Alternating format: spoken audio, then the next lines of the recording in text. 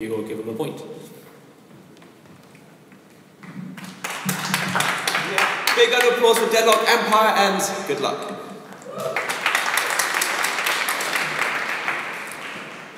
Concurrency programming in a parallel environment is hard and prone to mistakes. Some of these mistakes or bugs can be really harmful to the security of applications.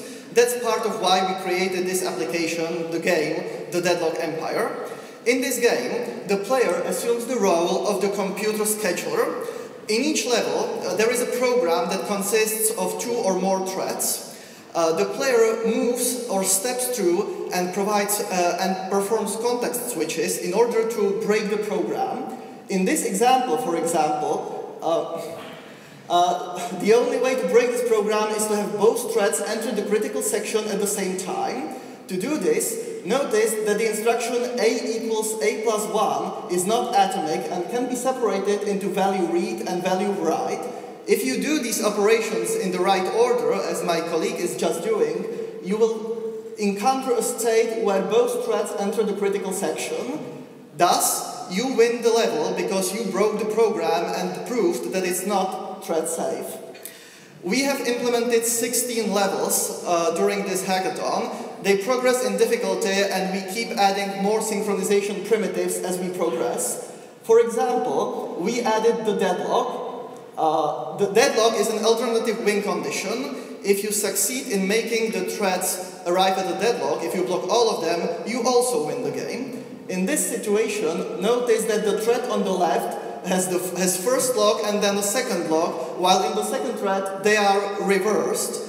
Thus, this forms a simple deadlock. Well, simple for some. This is still a rather difficult area of computing, so this is why we think this game would be quite useful. As the game progresses, in the end, we find the story levels. You will find these 3 called in the section Deadlock Empire. These levels contain also story to provide the player with more fun, because it's not just an edu game. But the player still beats the game by breaking the game. In this scenario specifically, the player battles a 2-headed dragon mounted by a sorcerer, and the way he beats this level is that he makes the heads battle against themselves by exploiting their critical section. And this is too difficult for my colleague to succeed on the stage, sorry, but it's one of the final levels. In the future, we would like to add more features to this, for example, lesser memory models and the possibility to account for compiler optimizations. Thank you.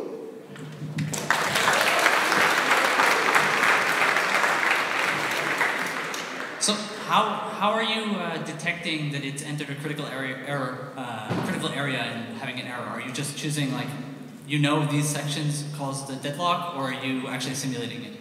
The way we detect the case where you enter a critical area twice is that basically we have an internal, very simple language which has a primitive instruction called a critical section, and every single time you step through either of the threads, we do several kinds of checks to make sure that the program is still in a consistent state, and if we detect that that is no longer the case, we declare victory.